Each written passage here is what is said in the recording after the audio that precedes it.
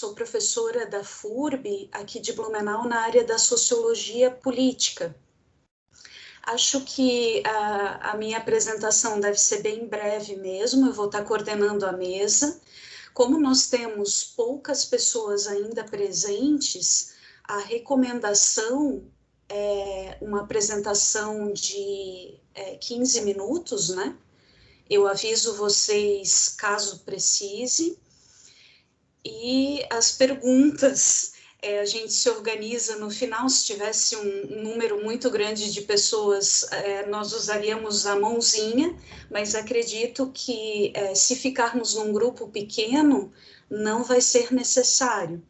Se porventura vocês precisarem de alguma ajuda para compartilhar a tela ou tiverem algum problema técnico, o Tiago está presente aqui, ele pode nos ajudar. E acho que essas são as recomendações básicas. Nós apresentamos todos os trabalhos primeiro e depois fazemos a discussão. Então, Tuíse, fique muito à vontade, eu vou marcar o tempo e caso precise, eu te aviso.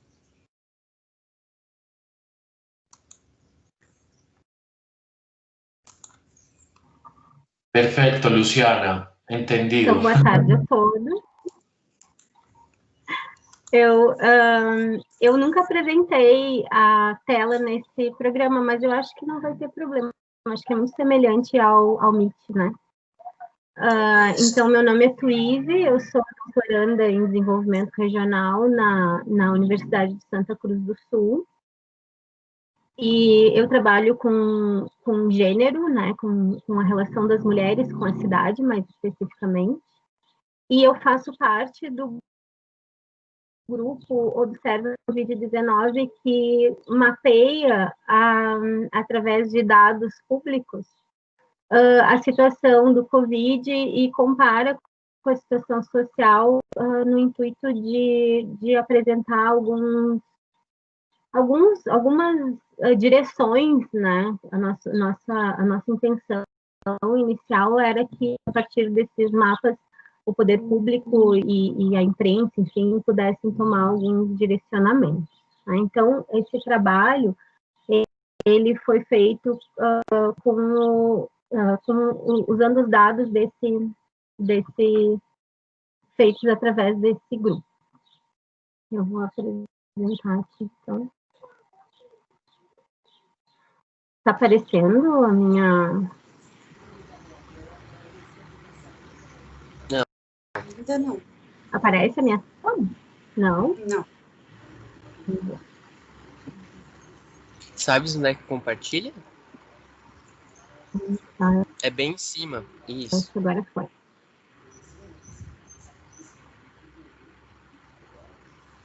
Agora está aparecendo? Tá aparecendo.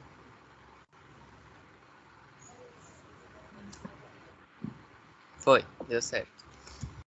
Então, o título do... Tá certo? O título do trabalho é o impacto da pandemia na vida das mulheres. É uma análise sobre como as medidas de prevenção ao novo coronavírus afetam as mulheres responsáveis pelos domicílios no município de Santa Cruz do Sul. Esse trabalho, então, foi feito por mim, pelo Carlos, meu colega do mestrado, e pela professora Cláudia Tirelli, minha orientadora e professora do programa também. Então, eu começo esse trabalho trazendo aquela frase da Simone de Beauvoir, que eu acho que está muito gritante nesse momento, que é: nunca se esqueça de que basta uma crise política, econômica ou religiosa para que os direitos das mulheres sejam questionados. Esses direitos, eles não são permanentes, você terá que manter-se sempre vigilante durante toda a sua vida. A transmissão do Covid, né, da SARS-CoV-2, que é o vírus do Covid-19, ela se dá de forma direta, por contato com as secreções de outras pessoas. E as formas de enfrentamento sugeridas pela Organização Mundial da Saúde e pela Organização Pan-Americana de Saúde envolvem isolamento social e medidas de higiene. Então, como isolamento social seria sair somente quando é extremamente necessário, manter um distanciamento de 2 metros das outras pessoas, e medidas de higiene de lavar as mãos, usar álcool gel e o uso da máscara. E aí fica o questionamento se um país de profundas desigualdades sociais e econômicas como o Brasil, é possível para todos o ficar em casa, que é o mote da campanha internacional de combate ao Covid. 48% da população brasileira vive sem coleta de esgoto e 35 milhões de pessoas no Brasil não têm acesso à água potável nas suas residências. O déficit habitacional brasileiro equivale a mais de 6 milhões de habitações, sendo que o adensamento excessivo, que é mais de 3 pessoas por dormitório na mesma casa, equivale a 5,2%. E a coabitação, que é mais de uma família morando na mesma residência, equivale a quase 30% desse número. Isso sem falar em pessoas que ganham até 2 salários mínimos e gastam mais de 30% da sua renda mensal em aluguel. 63% das mulheres negras e sem cônjuge no Brasil, com filhos até 14 anos, e 40% das mulheres brancas na mesma situação, vivem abaixo da linha de pobreza, ou seja, com menos de $5,50 por dia. O Estado brasileiro tem adotado medidas frente à pandemia que transferem grande parte da responsabilidade sobre seu enfrentamento para as mãos da população, de forma especial para as mãos das mulheres, já que as mulheres continuam por um papel social adquirido, embora estejam cada vez mais no mercado de trabalho, no espaço público, as mulheres continuam assumindo o papel social de cuidadoras e de reprodução da vida, né? Então, ainda está a cargo das mulheres o trabalho invisibilizado de manutenção e reprodução da vida. Assim, as mulheres, elas já se encontram sobrecarregadas por realizarem jornadas duplas ou triplas de trabalho remunerado e não remunerado. Elas trabalham em casa e elas trabalham muitas vezes fora de casa também. Com o isolamento social, essas mulheres ainda arcam com o acúmulo de funções, porque as redes de apoio, sejam elas estatais, profissionais ou familiares, como os avós, né, outros familiares que ajudam a cuidar das crianças, as redes de apoio estatais, de escola, creche, programas sociais, as redes de apoio profissionais de escola particular, babá, né? Qualquer rede de apoio, ela se fragiliza com a situação do isolamento social e com o fechamento de muitos serviços. Então, coloca essas mulheres que já estão sobrecarregadas numa posição de principais responsáveis por esse cuidado, por esse isolamento social e pelo cuidado dos dependentes que não estão sendo atendidos pelos serviços nesse momento.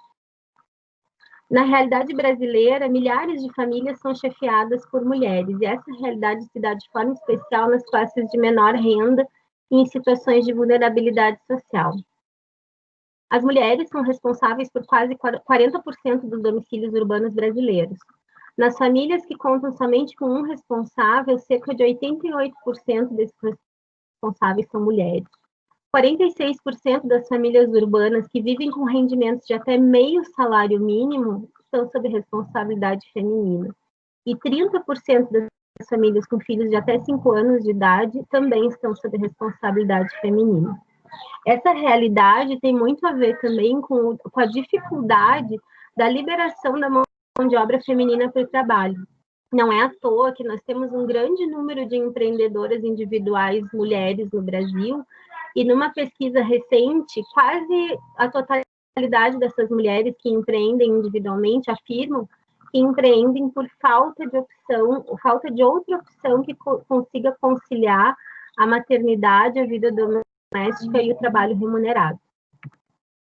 Os efeitos dessa realidade podem ser sentidos de forma mais intensa, então, entre as mulheres empobrecidas e moradoras das periferias urbanas. As periferias urbanas, por si só, elas já são carentes de bens e serviços públicos. O centro da cidade são mais bem valorizados e contam com mais bens e serviços públicos e também a proximidade maior dos serviços. Essas mulheres também são submetidas à precariedade habitacional, à segregação socioespacial, a mobilidade urbana comprometida, a precarização do trabalho remunerado e a precariedade nutricional.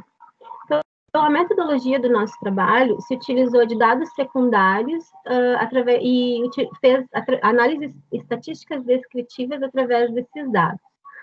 Os principais dados que nós utilizamos vêm do DIEESE, do IBGE, da Prefeitura e da Secretaria de Saúde do município, da ONU Mulheres, do Observa, que é esse grupo que ali junto à universidade tem mapeado essa situação do Covid, entre outros dados. Então, Santa Cruz do Sul é um município do Rio Grande do Sul, localizado a 151 quilômetros de distância da capital, Porto Alegre, e fica inserido na região do Vale do Rio Pardo. Santa Cruz é um polo concentrador de serviços educacionais, burocráticos e de saúde. No último censo, em 2010, o município tinha 118 mil pessoas, se classificando, então, segundo o IBGE, como uma cidade média. E aproximadamente 88% da população reside na área urbana do município. É importante destacar que não só em termos populacionais, mas Santa Cruz também se comporta como uma cidade média nas relações com os municípios vizinhos, porque Santa Cruz concentra uma série de serviços que não existem nos municípios vizinhos, então existe um grande fluxo de pessoas nos municípios mais próximos. Em 2015, o PIB de Santa Cruz do Sul alcançou o 7º lugar no estado, e Santa Cruz também se comporta como um polo industrial com uma economia muito baseada na indústria fumageira. Então, aqui está o mapa. Santa Cruz do Sul fica mais ou menos no centro do estado, bem próximo de Porto Alegre, Santa Maria, Passo Fundo, Caxias, e os municípios mais próximos aqui, Vera Cruz, Sinimbu, Rio Pardo, Venâncio Aires, são os municípios que têm relações mais diretas. Esse primeiro mapa, então, que eu apresento, ele fala sobre a evolução dos casos de Covid no município de Santa Cruz do Sul. Eu não sei se vocês conseguem ver o meu mouse quando eu movimento. Essa região aqui é o centro da cidade, né? Então, dá para observar bem claramente no mapa que em Santa Cruz do Sul, o início da pandemia se dá a partir do centro da cidade para a periferia. A gente acredita que esse tipo de dispersão se deu principalmente por conta das relações de negócios, trabalho e serviços que Santa Cruz do Sul mantém com a capital e com outras cidades da região. Então, o vírus acaba entrando no município por uma classe mais alta e numa região melhor abastecida de serviços e bens públicos. E acaba se espalhando primeiro para esses bairros aqui mais próximos, que são bairros de uma renda alta, né? São bairros bem valorizados na cidade. E num segundo momento para esse bairro aqui, que se encontra na periferia sul, mas é um bairro bem consolidado, um bairro cidade, que chama um bairro de trabalhadores. E por último, então, acaba se espalhando aqui pela periferia mais empobrecida da cidade, que é a periferia sul, que se forma a partir dos trabalhadores da indústria fumageira e imigrantes, né? Então, o Vilaça fala sobre segregação urbana, que o poder de escolha do local de moradia das classes mais altas faz com que essas acabem por optar pela proximidade aos locais mais bem providos de infraestrutura urbana. E ele chama esse fenômeno, então, de segregação urbana. E ele diz que essa manifestação, ela espacializa as desigualdades sociais brasileiras. Então, quando a gente fala em uma diferença, né, na forma de propagação do vírus, a gente está olhando também para esse processo de segregação urbana. Santa Cruz do Sul tem uma periferia sul formada ao longo da BR-471 e próxima da área industrial onde ficam as fumageiras. Então, esse próximo mapa, por exemplo, eu escolhi alguns mapas mais significativos. Esse mapa mostra os domicílios com mais de 5 moradores e com renda até um salário mínimo em Santa Cruz do Sul. Essa mancha marrom e esses círculos maiores mostram claramente que a maior parte dos domicílios com mais de 5 moradores e que contam com até um salário mínimo de renda mensal, estão também nessa periferia sul do município, que é o mesmo lugar onde a gente já sabe... Oi? Tem 5 minutos. Obrigada. Nesse local, então, já é conhecido que é um local da periferia, é um local com dificuldade de acesso aos bens e serviços públicos, é um lugar onde o transporte público é limitado, é um lugar onde é menos provido de saúde pública, de educação pública, né? É um lugar onde existem problemas com violência, né? E coincidentemente, então, ou não, né? É o lugar onde existe mais adensamento populacional e que teria, teoricamente, mais dificuldade, então, de manter as orientações de isolamento social. Dentro dessa realidade, então, é importante observar, como diz a Inês Sanches Madariaga e a Zaida Muxi, que os deslocamentos masculinos, eles são prioritariamente pendulares, são deslocamentos casa-trabalho, trabalho-casa. E as mulheres, como socialmente responsáveis pela reprodução e pelo serviço doméstico, elas utilizam a cidade em percursos poligonais, ou percursos orgânicos, né? Elas usam a cidade de maneira a dar conta das diferentes tarefas durante o dia. Então, elas saem de casa, elas passam na escola, elas passam na creche, elas vão para o trabalho, elas voltam do trabalho, vão no posto de saúde, passam no supermercado, e isso muda completamente a maneira com que as mulheres se relacionam com a cidade. As mulheres de uma realidade mais difícil, né, mais empobrecidas, elas contam com transporte público e com serviços e bens públicos para realizar essas mesmas tarefas. Então, isso coloca elas numa situação mais vulnerável também frente à pandemia, né? Essas mulheres, elas ainda se utilizam dos restaurantes comunitários e dos serviços de apoio como o CRAS. Na medida em que esses serviços estão fechados por conta da pandemia, essas mulheres são colocadas mais uma vez numa situação de vulnerabilidade, tendo que dar conta sozinhas do cuidado com os seus dependentes, doentes, idosos, crianças, portadores de necessidades especiais e também do sustento das suas casas. Esse mapa, então, ele mostra o número de mulheres responsáveis pelo domicílio e com renda, e também as famílias com renda de até um salário mínimo em Santa Cruz do Sul. Então, dá para ver mais uma vez que a maior parte das mulheres que têm renda de até um salário mínimo e que são responsáveis pelo domicílio estão, mais uma vez, na periferia sul da cidade, que é o lugar mais vulnerabilizado e mais empobrecido. Então, as considerações finais. A gente sabe que a pandemia, ela não cria essas vulnerabilidades, ela apenas torna mais gritante essa desigualdade socioespacial que já estava presente no território. As condições para o seu enfrentamento, por consequência, não são iguais para os diferentes grupos sociais, embora as recomendações sejam as mesmas. O Estado brasileiro, muitas vezes, tem se omitido da implementação das estratégias para o enfrentamento da pandemia, deixando a responsabilidade nas mãos da população. E essa responsabilidade, então, ela é exercida de acordo com as possibilidades, não só financeiras, mas também de entendimento da população a respeito da importância das medidas preventivas. E também da possibilidade de ficar isolado socialmente ou não. As mulheres de todas as classes sociais, elas já estão entre as populações mais vulnerabilizadas nesse momento. Eu fiz uma anotação aqui só para complementar. As mulheres no Brasil são 56% das pessoas infectadas por Covid. As mulheres empobrecidas, em especial, elas estão submetidas a esse processo de segregação socioespacial e elas estão numa situação de maior vulnerabilidade ainda nesse momento. Então, é preciso que não haja só políticas públicas de enfrentamento ao Covid, mas também de mitigação dessa crise por parte do poder público.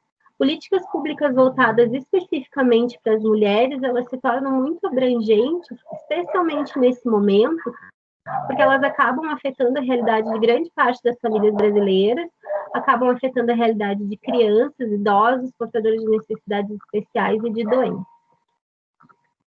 então falei bem rápido. Obrigada pela atenção. Era isso que a gente tinha para trazer.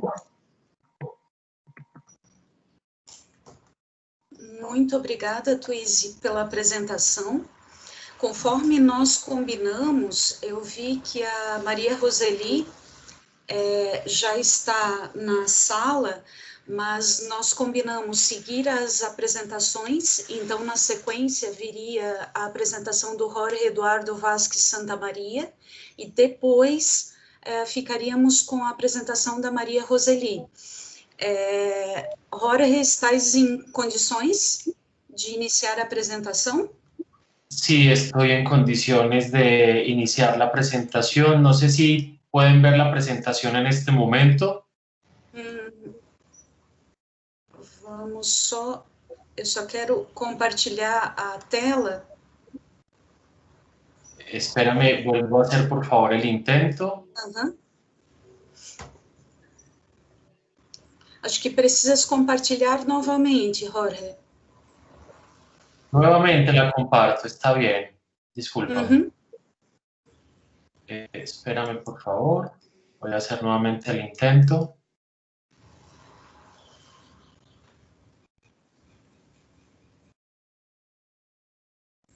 ¿Ya es posible? ¿La pueden ver? Sí. Sí, bien. Muchas gracias. Bueno, un saludo muy especial para todos y para todas. Un agradecimiento por estar acá. El trabajo que les voy a presentar se denomina el incremento del riesgo ante la expansión del COVID-19 en Colombia a raíz del estado de la información para la prevención de desastres técnicamente previsibles. Inicialmente quiero compartirles que este es un trabajo que resulta de un informe que preparamos en la Red para los Derechos de Acceso a la Información, la Participación y Justicia en Asuntos Ambientales, encaminado al Gobierno de la República de Colombia, toda vez que somos una agrupación de académicos que hemos estado trabajando por la aprobación y ratificación del Acuerdo de Escazú, que pregona el acceso a la información, a la participación y a la justicia. Pueden ver también nuestros otros informes en el enlace que tienen aquí en la diapositiva. Bien, concretamente este informe se concentra en cómo el estado de la información destinada para la gestión del riesgo del desastre ha representado un incremento en los riesgos en tiempos de pandemia. En materia de gestión del riesgo de desastres, Colombia ha seguido la tendencia de suscribir los principales instrumentos internacionales que se encargan de esta materia, y a nivel interno tenemos múltiples evidencias sobre la concreción, sobre cómo hemos materializado esos contenidos. El Estado colombiano acogió recientemente, me refiero a las últimas décadas, los instrumentos de Yokohama en el 94, Hyogo en 2005, y actualmente reconocemos y aplicamos el marco de acción de Sendai, que se incorpora de la mano con los Objetivos de Desarrollo Sostenible. De manera muy especial, este marco de Sendai previó el intercambio abierto y la divulgación de datos desglosados, incluyendo datos por sexo, edad y discapacidad, así como la información sobre riesgos fácilmente accesible, que esté actualizada, que sea comprensible, que tenga una base científica, una información que no sea confidencial y que esté complementada con los conocimientos tradicionales de la comunidad. Con base entonces en esos compromisos, el Estado colombiano desarrolló un marco jurídico que se ve representado primordialmente en la Ley 1523 del año 2012, y dentro de ese marco jurídico hay un elemento bastante importante, que es el funcionamiento de los sistemas de información y replicarlos en todas las escalas territoriales. Con la llegada del COVID-19, el incremento en el nivel del riesgo era inminente, era previsible, en la medida que el COVID-19 se sumaba a problemas preexistentes de territorios como la contaminación atmosférica y el incremento de las enfermedades respiratorias en periodos de lluvia. Pero no obstante, nuestra zonificación de territorios vulnerables y la identificación de población en riesgos preexistentes por eventos como la contaminación o los desastres naturales no se había actualizado y por lo tanto no se constituía en un respaldo para luego recibir la pandemia de COVID-19 y poder administrar la pandemia como un evento que era propio del Sistema Nacional de Gestión del Riesgo del Desastre. De allí, por lo tanto, que el COVID-19 es un hecho que viene obligando la ejecución de acciones administrativas previsibles, precautorias, pero sobre todo reactivas. Previsibles gracias al conocimiento adquirido que permite actuar con responsabilidad para la protección de derechos, precautorias, toda vez que frente a la ausencia de certezas científicas jurídicamente, esto habilita a tomar medidas restrictivas para proteger derechos, de tal manera que las falencias que fueron identificadas con los sistemas de información de gestión del riesgo se ha traducido en una pérdida de eficacia y de certeza que debe respaldar la capacidad de toma y ejecución de decisiones frente a poblaciones que previamente estaban en condición de vulnerabilidad y de riesgo. De allí formulamos entonces como interrogante por qué el estado de la información sobre la gestión del riesgo de desastres representa un incremento en el riesgo en tiempos de pandemia por COVID-19 y nos trazamos como objetivo general contrastar la funcionalidad de los sistemas de información para la gestión del riesgo con las necesidades de la pandemia por COVID-19 en Colombia. Para ello adoptamos un diseño metodológico sustentado en el modelo cualitativo, aplicando técnica documental y el análisis guiado por la triangulación primordialmente de tres grandes fuentes. La primera, el Sistema Nacional de Información de Gestión del Riesgo del Desastre. La segunda esfera, el OT quiere decir ordenamiento territorial, cuyas fuentes se materializan en los planes de ordenamiento territorial que deben estar articulados a los planes de manejo de gestión del riesgo a nivel municipal y los sistemas municipales integrales de gestión del riesgo. Aquí hago una aclaración, bajamos a la escala municipal, toda vez que el municipio es el principal competente en materia de ordenamiento territorial de gestión del riesgo y por lo tanto es su obligación tener habilitados y actualizados los sistemas municipales de información y finalmente con el INS, Instituto Nacional de Salud. Pues bien, con base en esta metodología quisiera compartirles algo que pude constatar incluso esta misma mañana para no traerles una información errada y tienen ustedes allí un pantallazo de cómo aparece la información disponible del Sistema Nacional de Información para la Gestión del Riesgo y pueden apreciar que ni siquiera están completos los años que necesariamente deben tener construida la información. Pueden ver ustedes que no está disponible el año 2019 ni el 2020 y debo llamar la atención en esta gráfica que lo correspondiente a los años 2013 a 2018 que están en casillas grises no ofrecen información. Adicionalmente, identificamos en la ejecución metodológica del proyecto que fue necesario referirnos solo a una triangulación a partir de la categoría, una categoría máxima de víctima, desagregada en muertos, heridos y desaparecidos, toda vez que el Sistema Nacional de Información no ha aplicado los derroteros del marco de Sendai para saber entonces allí las características propias de la población que se ve afectada por los riesgos, esto es sexo, estratificación socioeconómica, enfoques diferenciales que permitan tomar acciones en concreto.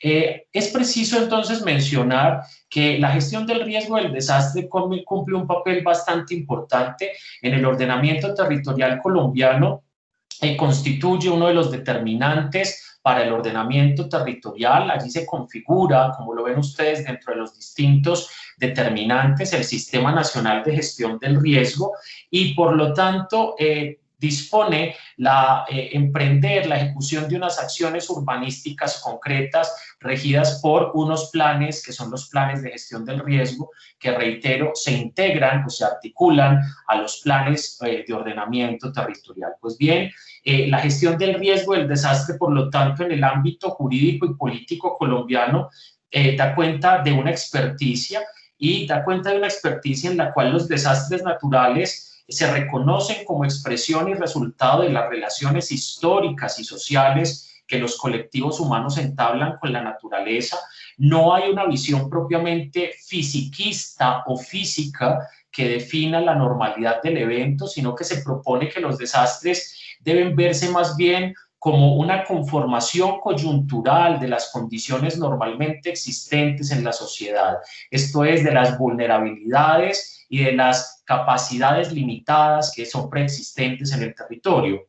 De allí que el ordenamiento jurídico y político de Colombia asuma el desastre como una figura que está expresamente asociado con los enfoques teóricos que se han venido desarrollando, y ahí hay una fortaleza que hay que exaltar en cuanto a que la ley hace una lectura de los insumos teóricos de la gestión del riesgo del desastre, donde asume que el desastre es el resultado que se desencadena de la manifestación de uno o varios eventos naturales o antropogénicos no intencionales que, al encontrar condiciones propicias de vulnerabilidad en las personas, en los bienes, en la infraestructura, desencadena daños o pérdidas humanas. Entonces, como resultado que provoca la pérdida y el daño, el desastre requiere justamente de un detonante, y es allí donde la ley 1523 hace la lectura de que ese detonante puede ser un evento natural, pero también puede ser un evento antrópico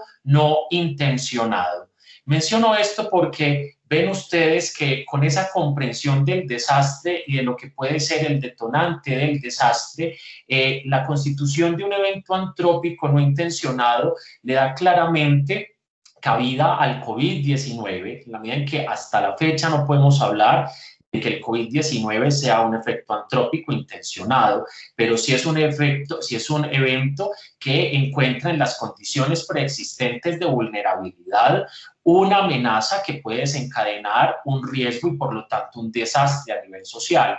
De tal manera que en el análisis que hacemos de esta primera fuente, donde vemos cómo estaba habilitado el Sistema Nacional de Gestión del Riesgo y dentro de los sistemas de información, vemos que había toda una comprensión de cómo los sistemas de información debían facilitar el conocimiento y la reducción de riesgos y proporcionar la información para el manejo de los desastres, atendiendo en especial a un principio que es la diversidad cultural de la población, de tal manera que los sistemas de información debían tener claros parámetros de enfoques diferenciales: indígenas, afrodescendientes, ruralidad, mujer, infancia, adultos, población en condición de discapacidad, pero que cuando vemos estos sistemas de información no respetan ni han aplicado estos enfoques diferenciales, y muy por el contrario tampoco tienen, como lo acabamos de ver,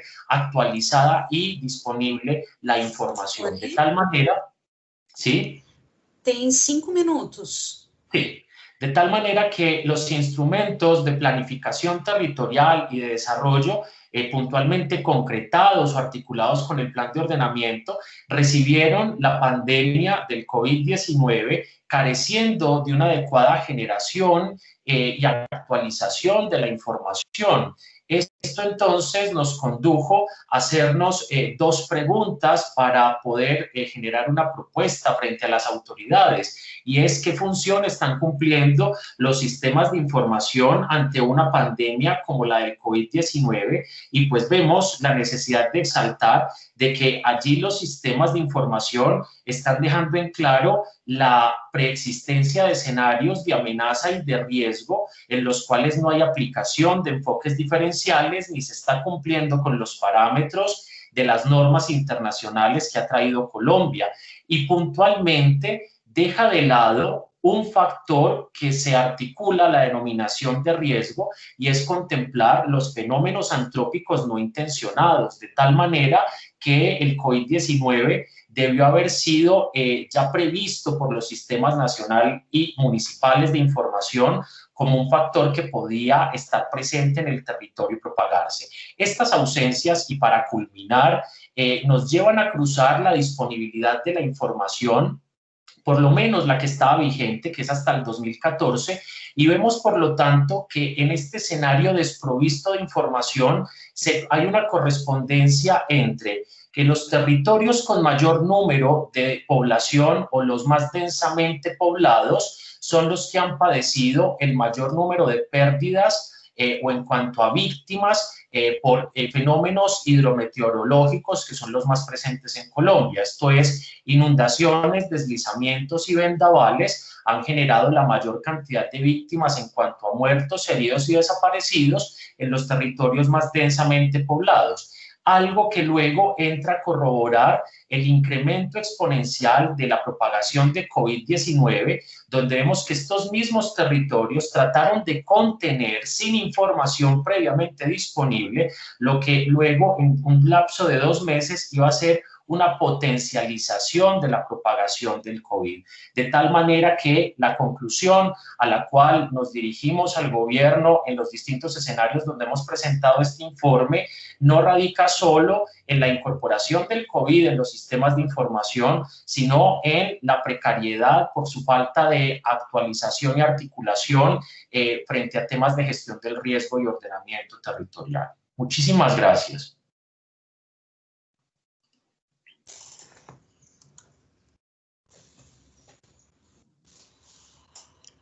Graças, Jorge, por sua apresentação. Agora, na sequência, nós temos a apresentação da Maria Roseli. Maria Roseli, estás em condições? Estou. Sim, eu só não vou usar PowerPoint, porque eu não estava preparada para falar, porque o nosso entendimento é que se o autor principal não estava inscrito no seminário, não haveria apresentação do trabalho, né? Então, mas como tu disseste que posso apresentar, então eu vou apresentar, mas sem PowerPoint. Vou ligar a câmera para pelo menos vocês verem a mim, né? Ótimo. Então, e eu até fico feliz de poder estar apresentando o trabalho, porque é uma discussão extremamente importante, né? E nós tivemos essa semana em Blumenau o caso de um feminicídio, né? De uma mulher que nos impactou muito, né? E a gente tem visto as questões de violência contra a mulher aumentarem muito na pandemia. Então, o artigo ele busca justamente trazer essa questão, né? Então, nós abordamos a relação entre vulnerabilidade e desastres vinculadas às desigualdades sociais baseadas nas questões de gênero, entre outras, idade, classe e etnia, né? E o nosso argumento é que a vulnerabilidade, ela estaria implícita no cotidiano e que quanto maior a desigualdade de gênero, maior a vulnerabilidade da mulher diante do impacto dos desastres, né? E bem como também das práticas tradicionais, normais, culturais e familiares de algumas parcelas da população, como as mulheres e crianças.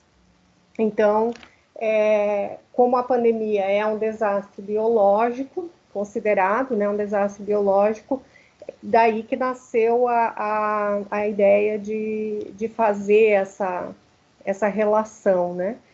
E para desenvolver esse argumento, né, que discute desastre e vulnerabilidade, a relação político-cognitiva da compreensão conceitual dos desastres e a vulnerabilidade da sociedade ou de grupos de indivíduos diante do impacto de uma catástrofe, né? Nós pensamos o artigo metodologicamente, né? Pensando, fizemos uma pesquisa onde a gente usou reportagens que estiveram ocorrendo durante o período da pandemia, né, que atestaram o aumento da violência doméstica contra a mulher durante esse período. Claro, o artigo foi escrito ali, o resumo expandido, né, foi escrito ali por julho, então os dados se referem a esse período ali de março, abril, onde a gente, então, fez a coleta, né? E uma das constatações que a gente fez em nível de resumo, de síntese, né? Que em 2011, por exemplo, as mortes por violência contra a mulher somavam 13%. E agora, nesse período final aí, né, pensando a questão da pandemia, a gente viu o índice subir em 24%, né? Então é um aumento substancial, né? E interessante, né, que, bom, o estudo então de cunho qualitativo, teórico, bibliográfico, exploratório, né? Porque agora que a gente está vendo aí, né, alguns estudos que tratam dessa relação, né? A pandemia, a violência contra a mulher, desastre e vulnerabilidade, né? E então, quando a gente pensou a questão da vulnerabilidade, de como usar um conceito de vulnerabilidade para discutir essa questão, a gente pensou no marco de Hyogo, né? Que ocorreu em 2004, né? E que define a vulnerabilidade como condições determinadas por diversos fatores físicos, sociais, econômicos ou ambientais que potencializam a suscetibilidade de uma comunidade ou indivíduo ao impacto de um desastre de qualquer natureza, né? Então, poderia ser o impacto de uma enchente, de uma erupção vulcânica, um desastre biológico, né? Enfim, quando um território ou população, e a população que vive nele, né, sofre com o impacto do desastre. Então, aí a gente pode estar pensando a vulnerabilidade desse território, dessa população, desse grupo de indivíduos, ou desse indivíduo, né? Enfim. Bom, os estudos, né, apontam que em catástrofes, problemas sociais já existentes são evidenciados e intensificados. Isso, eu que pesquiso desastres desde a graduação e agora também pesquisando a gestão dos desastres no Brasil, finalizando a minha tese de doutorado, né, isso ficou muito claro, né, de como aqueles problemas sociais que já existem se intensificam no pós-desastre, né, de uma forma bem latente, né. E assim também a gente viu a questão da violência doméstica, né, contra a mulher. E os especialistas pensando a partir do marco de Hyogo, né, afirmam que a vulnerabilidade da mulher aumenta em casos de desastre e que a questão de gênero ela deve ser discutida, porque ela influencia na forma como as pessoas percebem o risco. O que os estudiosos, né, falam a respeito, especialistas, cientistas, né, que os homens, mulheres e crianças, eles têm diferentes papéis e as necessidades também são distintas em contextos sociais de desastre. E outra questão que se evidencia são as relações de poder, né? E funções que se diferenciam e podem prejudicar a própria sobrevivência no contexto de um desastre. Na minha tese, eu trabalhei bastante essa questão, por exemplo, quando ocorrem evacuações, né? Digamos, o preparo para a chegada de um ciclone, de um furacão, de um tipo de evento, né, ou mesmo de enchentes, e a Defesa Civil coloca a necessidade de evacuação. O que acontece nesse sentido? Em geral, mulheres e crianças e idosos ficam para trás e se preocupam. A mulher, ela geralmente tende a se preocupar com os idosos e com as crianças. O homem pensa mais as questões de retirada de bens materiais, né? Então, ali a gente vê, né, que esse barulho que ocorre é porque, ao mesmo tempo, está ocorrendo um seminário no PPGDR, e eu não sei porquê, ao abrir aqui, eu acabei abrindo lá também e não sei mais fechar. Então, os comentários que as pessoas fazem lá, o barulho aparece no meu computador. Desculpa. Então, a gente vê relações de dependência e vulnerabilidade por sexo, diferença nos papéis reprodutivos, práticas, então, que a gente já falou, né, práticas tradicionais, essas questões, né, de, quem vai fazer isso, quem vai fazer aquilo, e isso compromete a tomada de decisão, o processo de tomar decisão e a tomada de decisão e a gestão do risco, e por isso que aumenta a vulnerabilidade de mulheres e crianças, como a gente vê, né, que ocorreu agora na Covid, né? Então, com essa questão do isolamento social, da mulher ficar mais da família ficar em casa, né? Porque esse era um meio de contenção, né? Do contágio. Viu-se então o aumento, né, da violência contra a mulher. Importante citar que a Lei Maria da Penha, ela que existe no Brasil, né, ela define violência contra a mulher como qualquer ação ou omissão baseada no gênero que lhe cause morte, lesão, sofrimento físico, sexual ou psicológico e dano moral ou patrimonial. E outra coisa que a nossa pesquisa viu é que os principais responsáveis pelas agressões às mulheres são companheiros e ex-companheiros, incluídos aí namorados, ex-namorados e ex-maridos. E então são situações, essas situações de agressão, elas, segundo Bourdieu, né, a partir dos estudos dele, podem ser acionadas por gatilhos, após fatores que tirem o agressor do controle.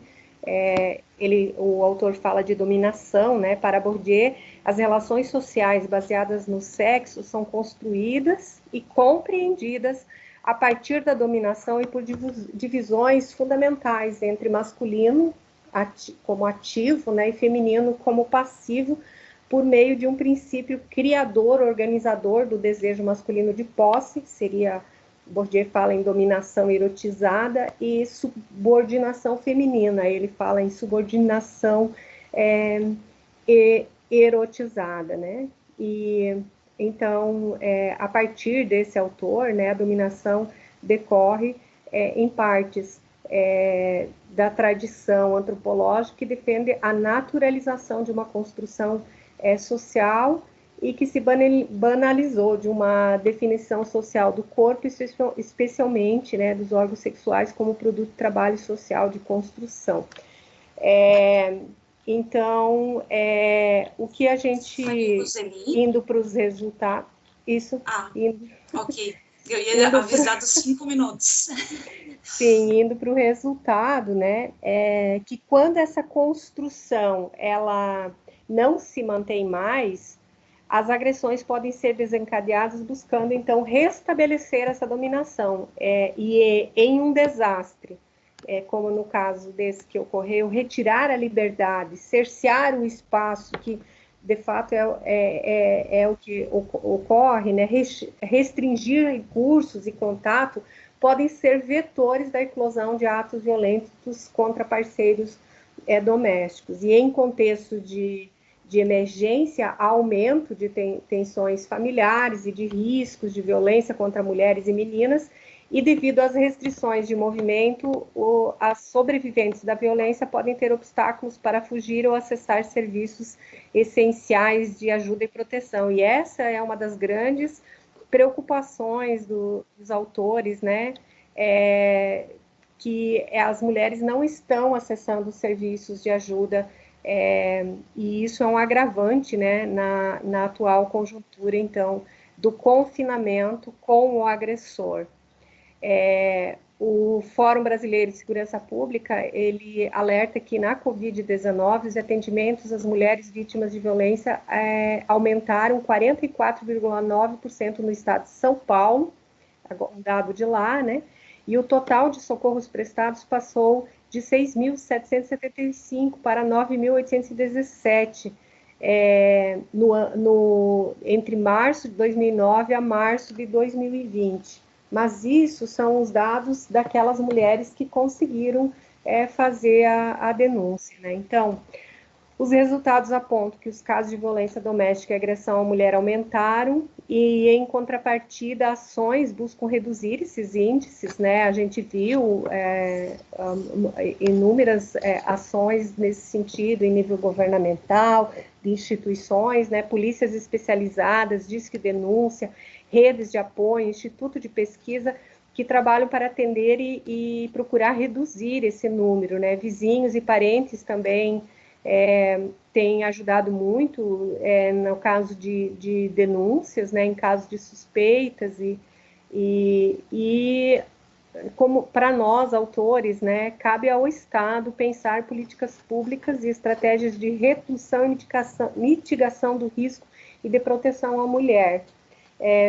E pensar também ações de proteção à mulher em caso de desastres. Então, seria isso, né? Desculpa ser assim, foi quem escreveu o artigo, na verdade, foi Fred, né? Eu apenas colaborei com a área dos desastres, que é a minha área, né?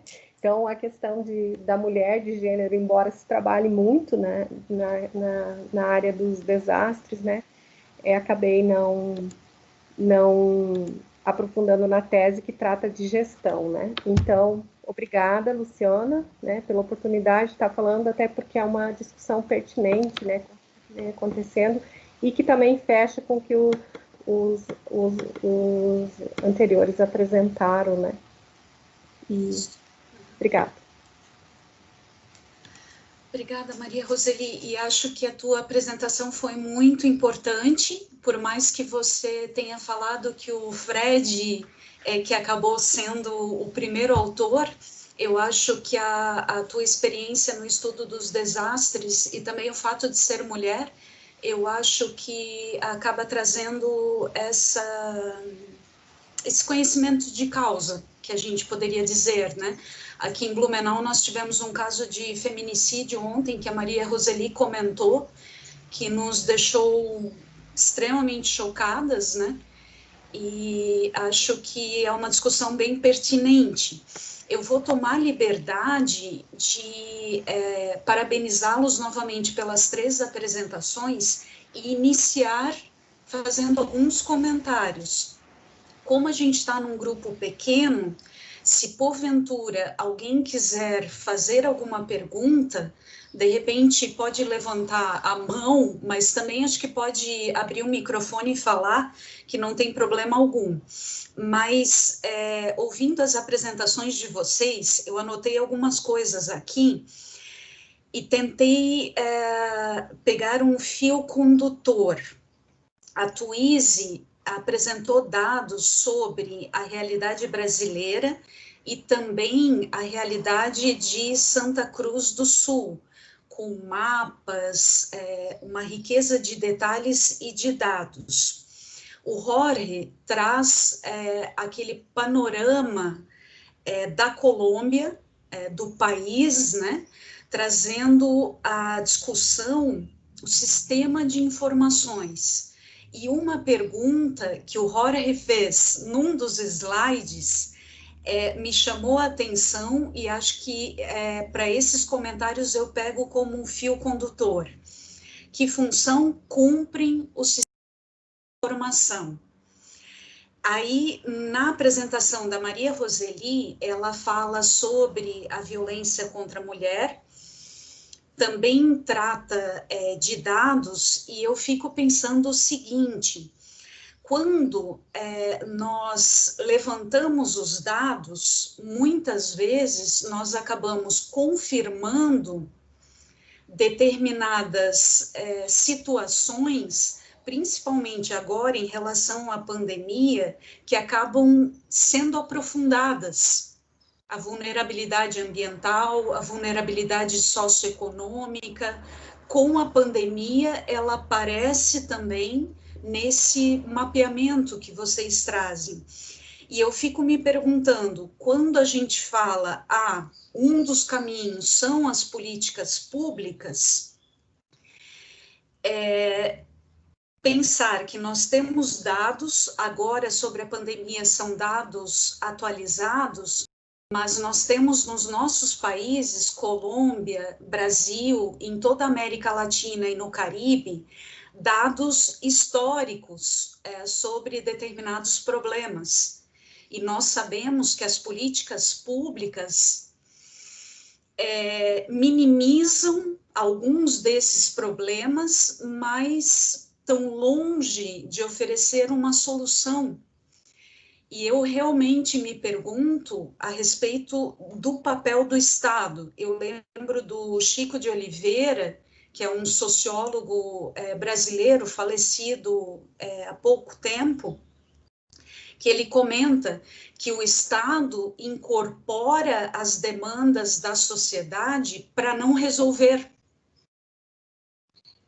As políticas públicas acabam mitigando ou administrando o problema, mas não resolvem. E eu me pergunto, nós, academicamente falando, somos responsáveis muitas vezes por esse mapeamento de dados e como nós estamos contribuindo também para digamos assim, resolver o problema ou elaborar propostas também para resolver esses problemas, porque eu acho que o Estado, eu particularmente sou muito crítica, eu acho que o Estado não dá conta, e ao mesmo tempo colocar essa responsabilidade para organizações não governamentais também é muito complicado. E por outro lado, nós tratamos de tendências históricas.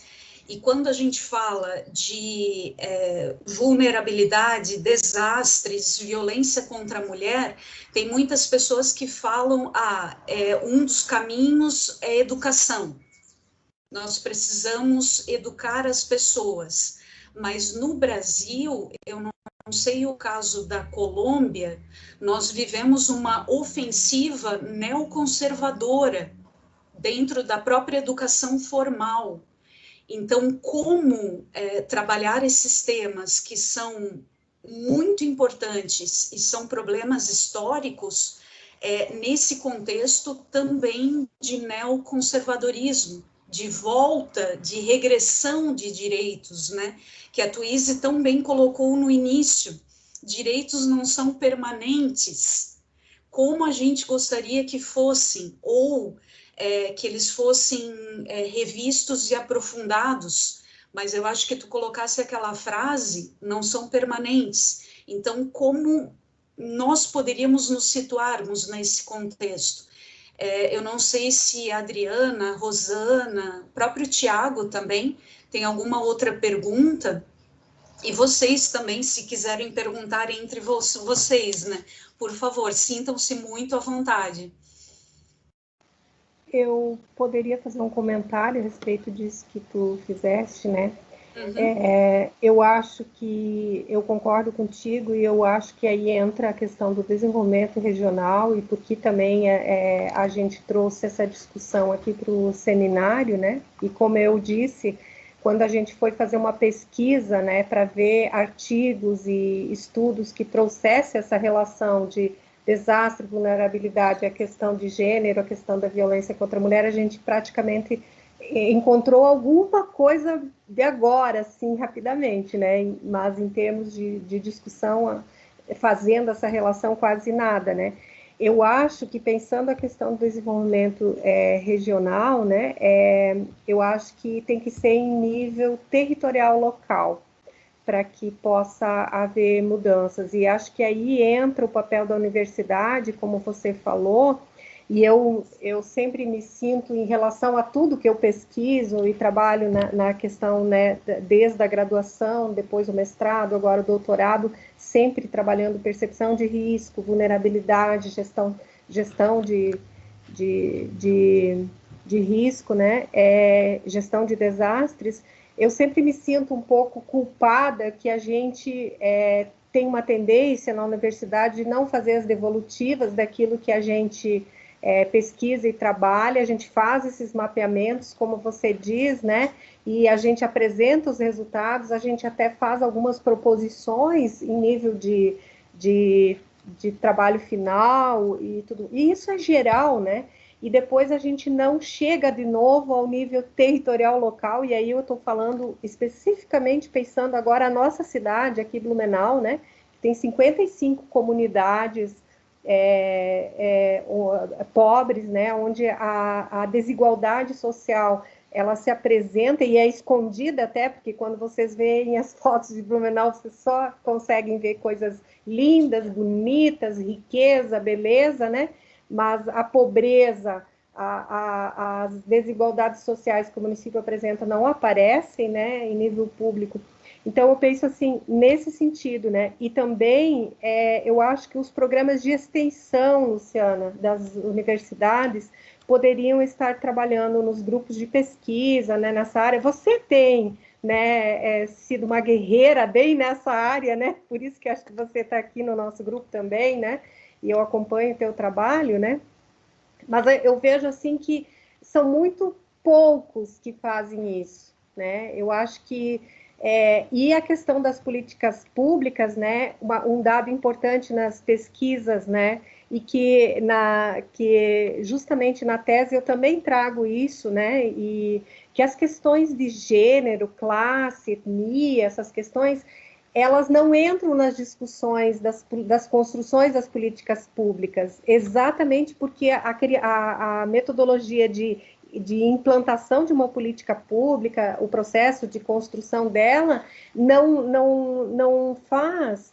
Eu acho que ontem, no grupo que eu estava, né, com outra apresentação, foi falado muito a questão do ordenamento territorial, né, que pensa a cultura, que pensa a saúde, que pensa a todas as questões em nível territorial local, né? E as políticas públicas, quando são implementadas, construídas, elas não trazem. Então, as questões de gênero não entram. E, por isso, acabam não entrando, por exemplo, na questão das políticas públicas de forma preventiva, que aí eu acho que se poderia, naquilo que tu diz, né? Por que as políticas públicas acabam afirmando e depois ainda aprofundando a questão como uma ausência do Estado, o que é, né?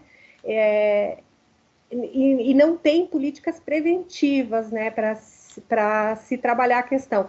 Agora, pensando em nível local de um município, Defesa Civil, né, que faz a gestão dos desastres no município aqui no Brasil, no mundo todo também, né, eu acho, e a questão do que tem ocorrido na pandemia, né? O que a Defesa Civil pensa a respeito e que ações ela tem propostas? Eu acho que são perguntas, né, que ficam, né? E que bom que você levantou essa questão, né? Então, a função da informação a gente tem feito bem, sim, né? Mas como a gente tem atuado preventivamente em ações e de forma efetiva, né? Eu falo demais também, só para vocês saberem. Legal, obrigada. Mais alguém? Eu gostaria de falar também. Eu peço desculpa porque tem uma cachorrada aqui ao meu redor, eu acho que vocês vão escutar um fundo. Não tem como evitar. Eu acho que dentro desse contexto, né, da violência, eu acabei não falando sobre a violência no trabalho, no artigo a gente fala, mas não falei na apresentação, e uma coisa que me chama muito a atenção nesse sentido, tu falou sobre a informação, né, a nossa responsabilidade como academia, né, de trazer informação, de buscar. Aqui em Santa Cruz do Sul, tem sido muito difícil levantar os dados.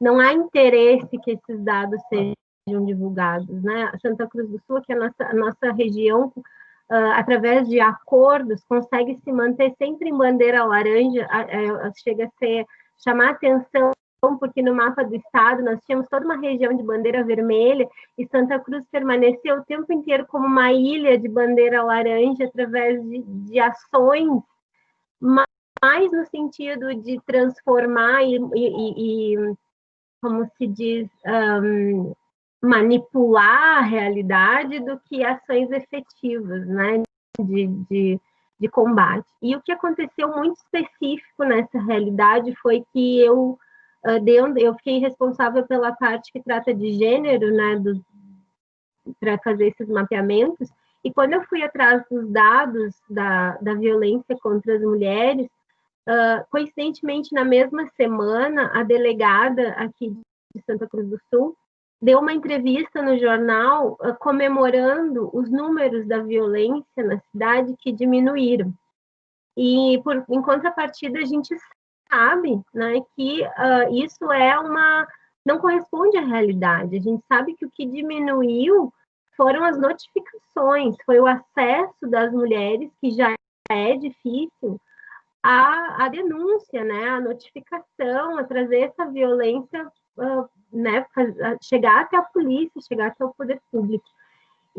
E aí a gente levantou os dados disponíveis que a própria delegacia aqui nos passou, e se a gente fosse construir um mapa a partir desses dados, o mapa diria que nos primeiros meses da pandemia a violência contra a mulher diminuiu. Então a gente a gente se absteve, a gente não fez esse mapa, porque seria um mapa que seria facilmente utilizado para mascarar uma realidade e para, mais uma vez, colocar Santa Cruz do Sul como um lugar onde não está sendo tão afetado assim por essa problemática, né? Eu gostei muito desse termo, por esse desastre social que é a pandemia, né? E nesse sentido, então, dentro do desenvolvimento regional, eu acho que como a Maria Roseli falou, né, a gente é como uma resistência, né, e como chutando portas. Eu costumo brincar que a gente está chutando portas, né. A gente tem uma tendência, eu venho da área de planejamento urbano e mesmo dentro do desenvolvimento regional, a gente tem uma tendência a olhar para a realidade a partir das grandes escalas, né? A partir das estatísticas, a partir do mapa, a partir das escalas intraurbanas, regionais, né? Como se o desenvolvimento regional e o planejamento urbano e regional se resumisse a isso. E quando a gente começa a olhar para a microescala do desenvolvimento regional, quando a gente começa a olhar para a escala do corpo no território, que afinal é a ponta da lança, né? É onde todas as políticas, todo o planejamento vai estourar, é no corpo, na escala do corpo, no território, isso é olhado com estranheza, tanto dentro do planejamento urbano como dentro do desenvolvimento regional. E aí a gente começa a tocar nesses temas que eu não chamo de recortes, são temas transversais, como raça, como gênero, né? Que são temas muito importantes para repensar essas políticas públicas e a maneira como elas estão sendo elaboradas. Mas, principalmente, eu acho que nesse contexto aqui, a nível territorial, local, concordo que seria a maneira da gente conseguir efetivamente mitigação e solução de determinados problemas, aí tanto através do poder público como através né, de uma mudança de paradigmas, eu acho, mas a implementação das políticas públicas, né? É fundamental que se olhe para a elaboração, mas eu acho que é fundamental também que se olhe para a realidade territorial e para as microescalas, né?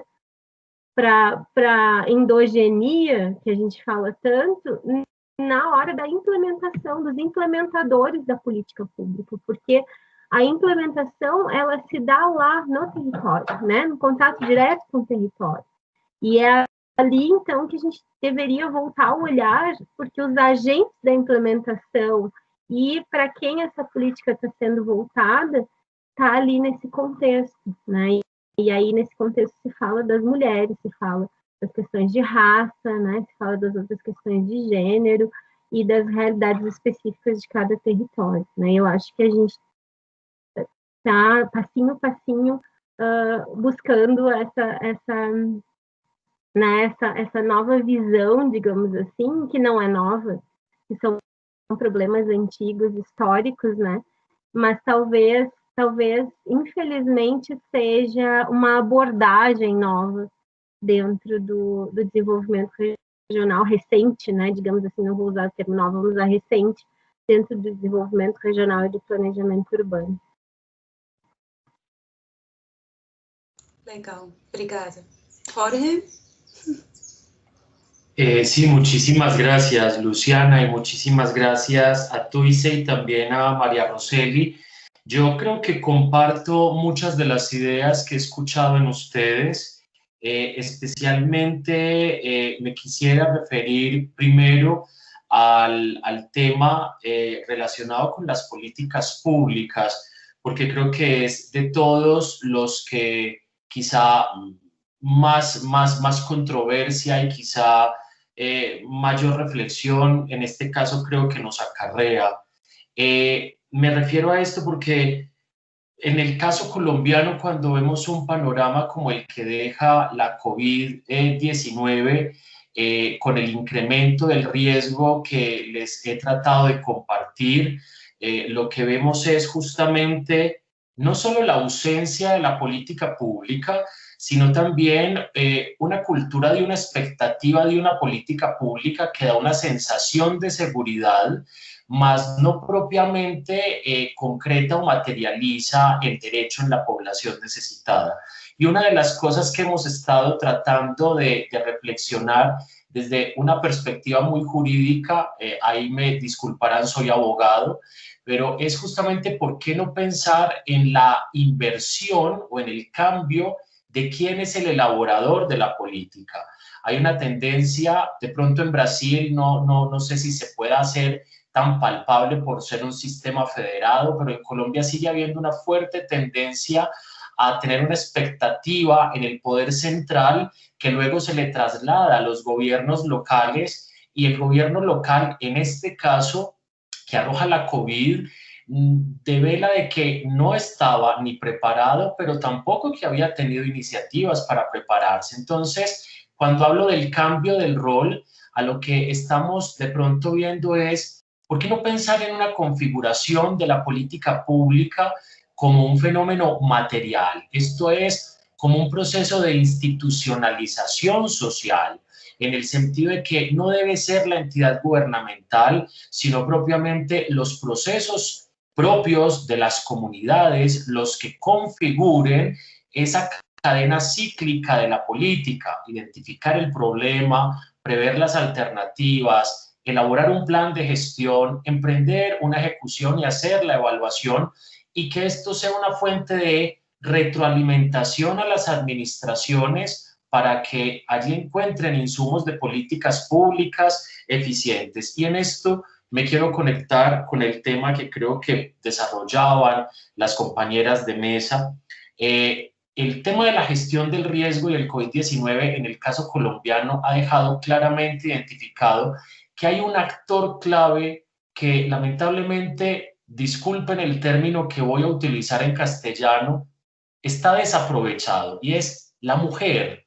La mujer en su función de cuidado, la mujer en su función de líder, la mujer en su función de gestora quedó recluida de nuevo en forma estricta a ámbitos domésticos, donde lo que tenía para ofrecer en términos territoriales se convirtió, por el contrario, en un recurso amenazado dentro de los ámbitos de violencia doméstica. Entonces, esa posibilidad de configurar materialmente lineamientos de política para enfrentar este tipo de situaciones ponen también de presente cómo esa configuración social, esos procesos de institucionalización de estas políticas que se pueden configurar, tienen que superar primero problemáticas muy propias como la violencia de género, la equidad de la mujer, el reconocimiento y materializar estas funciones que la mujer debe tener en estos procesos territoriales. Y lo menciono específicamente por la gestión del riesgo, porque es increíble cómo la norma repite y reitera que la mujer debe tener un rol de participación diferente porque en ella está la función del cuidado.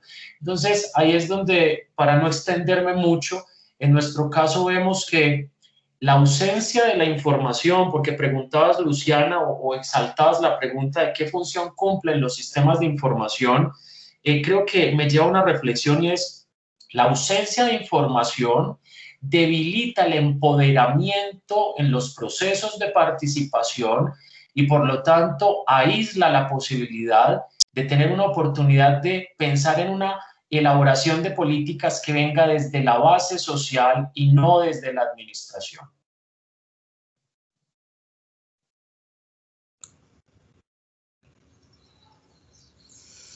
Muito interessante as três falas, e eu compartilho com essa última frase tua. Acredito muito mais numa autonomia e numa auto-organização do que numa atitude do próprio Estado. Achei muito interessante mesmo essa tua última colocação, e converge também para o que a gente escutou da Maria Roseli e da Twizy, né? Muito legal. Eu não sei se Rosana, Adriana gostariam de comentar alguma coisa, Tiago, fiquem muito à vontade, nós temos ainda um tempinho.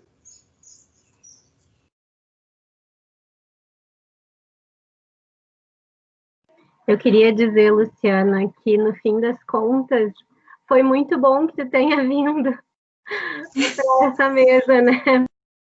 Sim. Porque acho que enriqueceu bastante o nosso debate, né?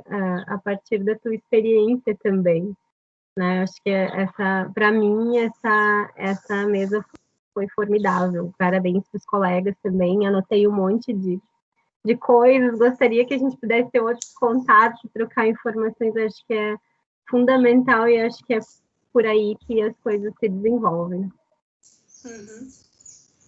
Si me lo permiten, yo quisiera poder formularle una pregunta a Luciana, porque hubo algo que me llamó mucho la atención, que creo que está muy presente en un campo como el de la educación jurídica o en el derecho, y es que mencionabas esa perspectiva neoconservadora de la educación, y sobre todo en un momento político como el que está viviendo nuestros países y nuestra región tan regresiva.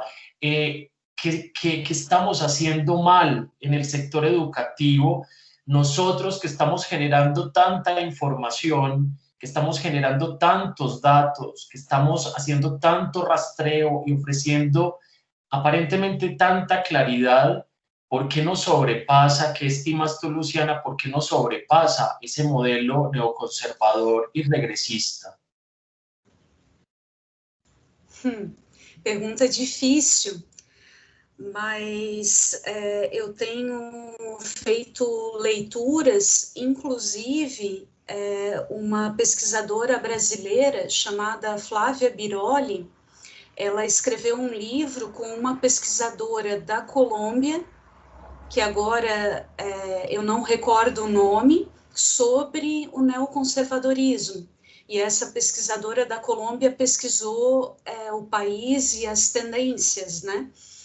O que nós percebemos no Brasil, principalmente com a eleição do Bolsonaro, e antes da eleição do Bolsonaro, uma organização da chamada Bancada da Bíblia,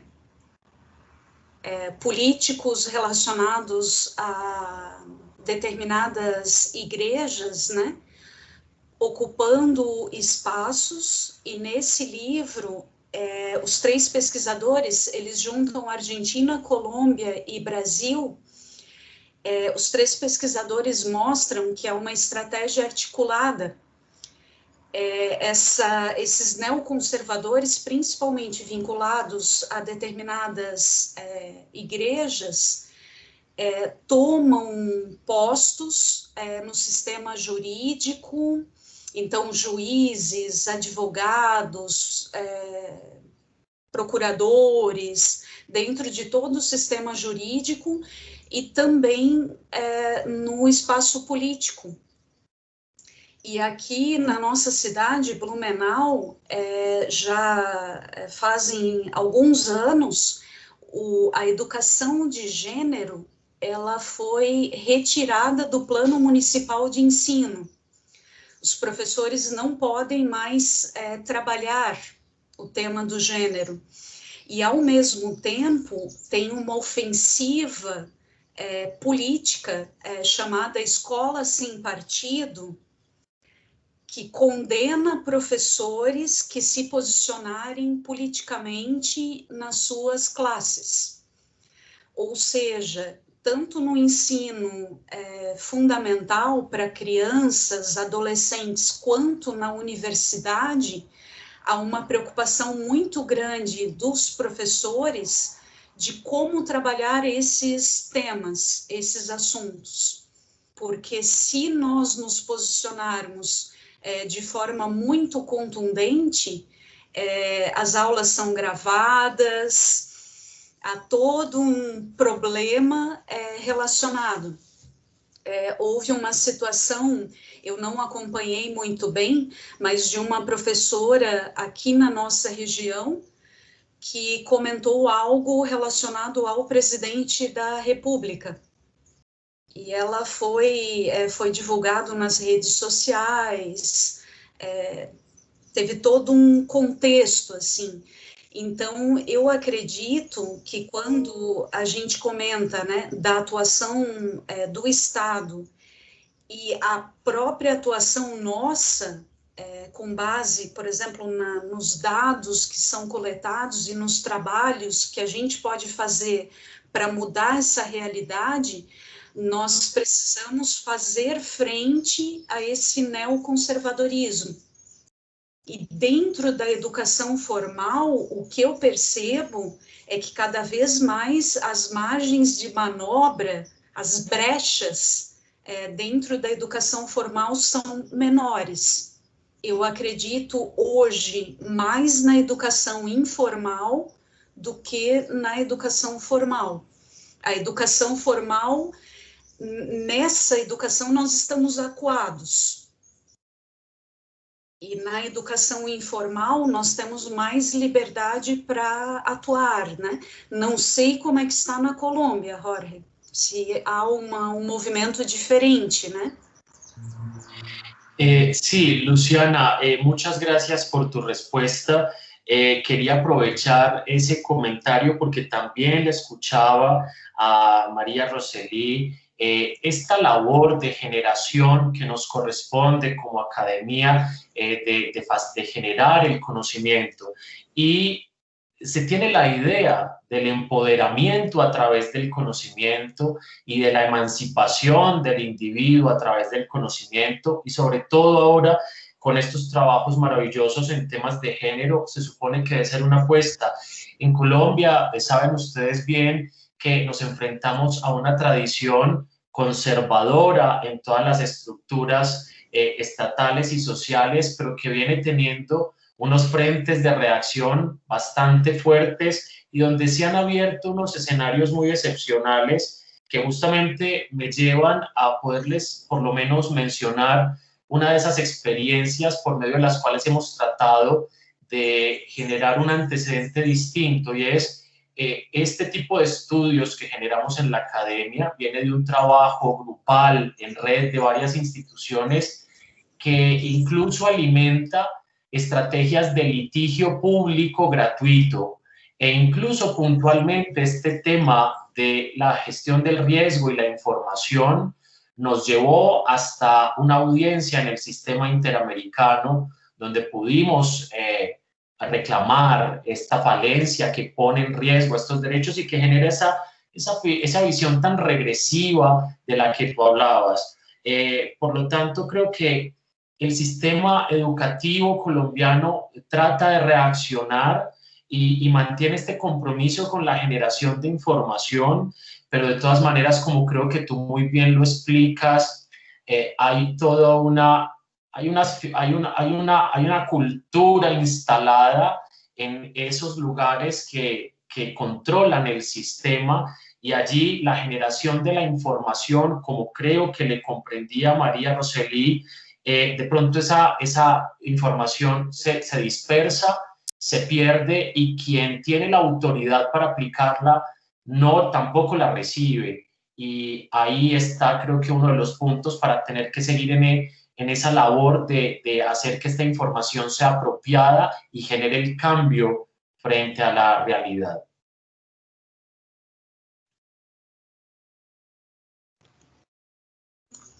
Ótimo.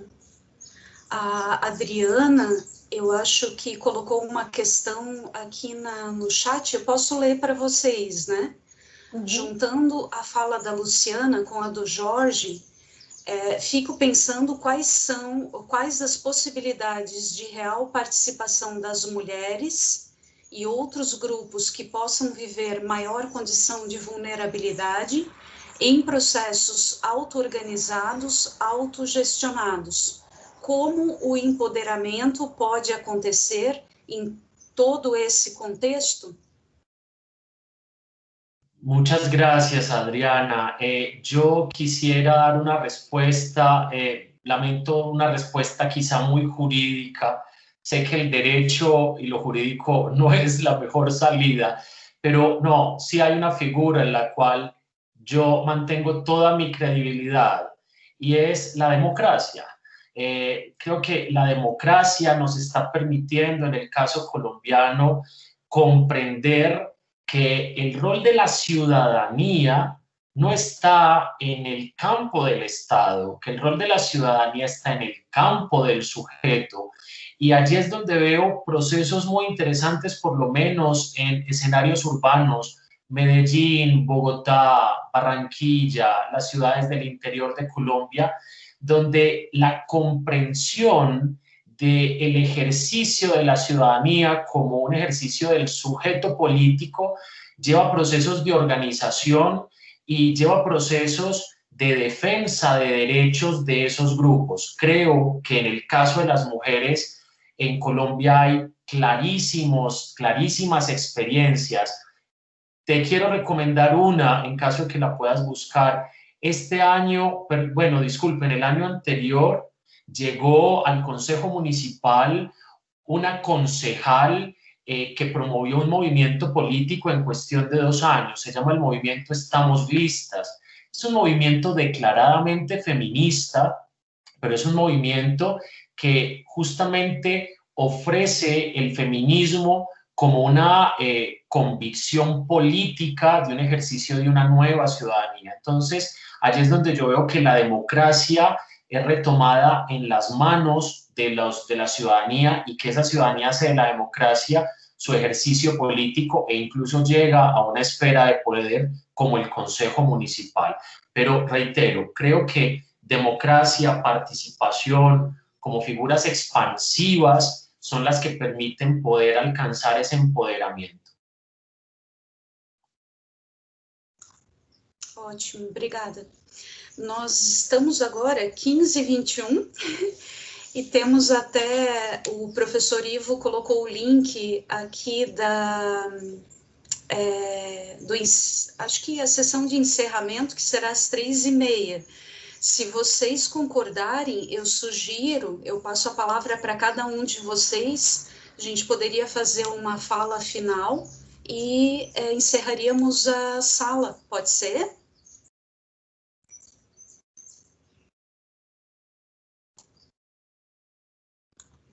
Eu não sei quem gostaria de falar primeiro, Tuíse, pela sequência, talvez, das apresentações. Pode ser. Eu acho que foi tão rico, né, esse debate, tão surpreendente também. Eu acho que a gente sai com várias possibilidades novas do que a gente já vem estudando, mas eu acho que principalmente o que fica é a questão do retorno, né, a questão da educação informal, da autogestão, do retorno das informações para o território, principalmente nesse contexto que a gente vive aqui no Brasil, né, nesse conservadorismo, nesse neoliberalismo, nessas políticas de retiradas de direitos. Acho que a autogestão, o retorno do conhecimento para o território, acho que pode ser, sim, uma das principais formas de resistência, né? Se a gente começar a observar a gente já tem iniciativas, né, ao longo dos diferentes territórios mais vulnerabilizados, normalmente várias delas, a maioria delas, com iniciativa de mulheres, né, ajudando outras mulheres. Então, sim, a gente sai com o coração, assim, quentinho, digamos assim, né, com ideias de que talvez a gente consiga, talvez isso possa acontecer a médio e longo prazo, né. Eu queria agradecer mais uma vez pelo debate, né, por tudo que a gente falou aqui, pela oportunidade de estar aqui apresentando o trabalho. Legal, obrigada. Jorge, na sequência, e depois a María Roseli, pode ser? Luciana, si quieres, le paso la palabra a María Roseli. Creo que he hablado mucho, entonces, por favor, que María tome la palabra. Tá bem. Passas a palavra a alguém que fala muito também. Eu, no fim, estou feliz de ter estado aqui, né? Eu vim só para colocar ali que o Fred não estaria presente, até eu vi que o Luiz, Cláudio estava lá como coordenador da sala, eu mandei e-mail para ele, como ele não respondeu, eu pensei, eu vou lá, né? Que eu estou, na verdade, participando desde o primeiro dia até agora de manhã num subgrupo, né? O que eu queria dizer que eu percebi, assim, eu estou muito feliz com isso, Jorge, né, de conhecer vocês, deixei meu e-mail ali para vocês, não sei se viram, né, mas dá para procurar para a gente poder conversar, né, mas o que eu achei é que as falas se integraram, né, elas se complementaram, né, e não foi algo assim que, ficamos falando a mesma coisa de forma, não, foi muito rico de fato, né, e o que eu penso, assim, como eu já disse, que o papel da universidade a gente tem que repensar, a gente tem, né, no desenvolvimento regional, a gente de fato, esse pilar de resistência em muitas áreas, e nessa que a gente discutiu aqui, eu acho que a gente tem que avançar mais, né, obrigada também, Luciana, que tu tá aí, né, no PPGDR, tá, e discutindo essas temáticas, né, buscar também a integração com as políticas de gestão, universidade e tudo mais, porque, em geral, as políticas de gestão ignoram o conhecimento científico e até rebate, que é o que está acontecendo no caso do Brasil, né, em termos de país, né, onde a gente está sendo combatido, na verdade, né, e para que essas políticas de gestão elas considerem as desigualdades, a vulnerabilidade, né? Na hora que o Jorge ali estava falando, né? E ele falando na questão da informação e de tudo mais, né? Muitas vezes a informação que chega partindo dessa área da governamental, né? Para a população chega de uma forma muito técnica, muito incompreensível, às vezes até, né? Não numa linguagem acessível, né? Então, isso aí eu acho que aí eu fiquei lembrando que eu fui fazer uma entrevista numa comunidade aqui de Blumenau, e quando eu entrei na casa da senhora, ela tinha perdido uma casa no desastre, né? E ela tinha passado por questões psíquicas bem graves depois disso. E aí, quando ela me viu com um livro na mão, eu entrei na casa dela com um livro na mão, né? E ela disse assim, então eu não vou poder dar a entrevista porque eu não sei ler, né? Então, aquilo foi tão chocante para mim, né? De que a gente ainda encontra pessoas que nem lê, não sabem, e aí nós queremos trazer manuais e cartilhas, né, falando de gestão, de como isso e como aquilo, e a gente não está considerando isso, né? Então, essa questão de como a informação chega, né, Jorge, né, de como ela é importante, né, para empoderar, mas se ela chega de uma forma que não é possível ser compreendida, então ela não vai causar o efeito que a gente esperava, né? E eu vi, para mim, Maria Roseli, Rossi Ávila, né? Eu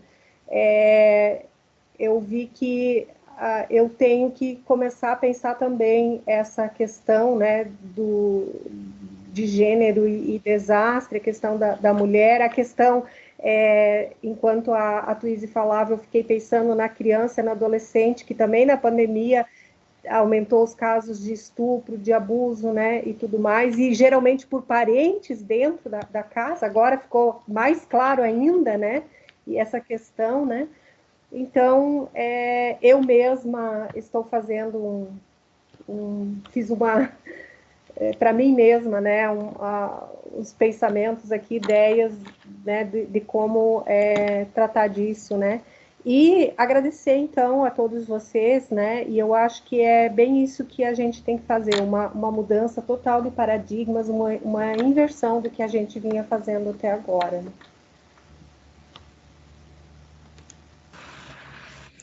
Obrigada. Jorge? Simplemente darles un agradecimiento muy sincero y creo que quedo con una reflexión. El papel de las universidades creo que lo exaltamos, instituciones sociales que deben construir mucha realidad, pero también comparto con María Roseli de que parece que vamos a tener que aprender a transmitir diferente el mensaje para ver si logramos que aquellos que están demandando esa información lo reciban. Muchísimas gracias. Graças. Gostaria só rapidamente de agradecer a presença do Tiago, que estava aqui no apoio técnico, a Rosana, a Adriana e as 3 belíssimas apresentações de vocês. Realmente foi um pedaço de tarde muito gostoso. Gratidão imensa, Maria Roseli, mesmo no susto você apresentou o trabalho, a Tuíse e ao Jorge, muito gusto. Espanhol não é muito bom, mas a gente tenta se comunicar e eu acho que na mesa funcionou muito bem. Nós trocamos os e-mails aqui no chat e será muito legal se mantivermos contato, né? Eu quero dar uma espiada no trabalho de vocês com mais calma e acho que é muito importante também a atuação em rede, né? Nós conhecermos os trabalhos dos colegas, isso é muito importante também. Agora, fica o convite para participarem da sessão de encerramento e eu acho que não falo um adeus, mas um até breve. Espero reencontrá-los e mantermos também esse contato e o diálogo. Ok? Beijo grande ainda e um bom evento. Até, gente. Obrigado, Obrigada, tchau. graças.